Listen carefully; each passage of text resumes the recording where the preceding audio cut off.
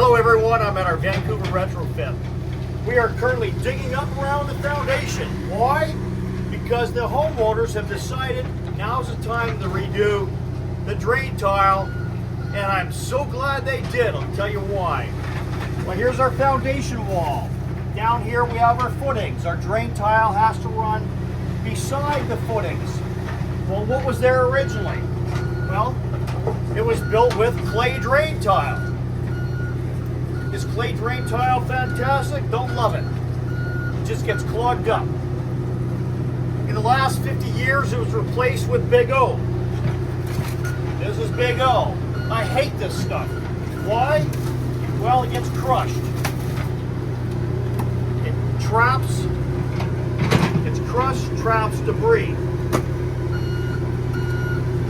So we always use perforated PVC. This one's not perforated. Perforated will have holes in it, and it gets laid down beside the footing.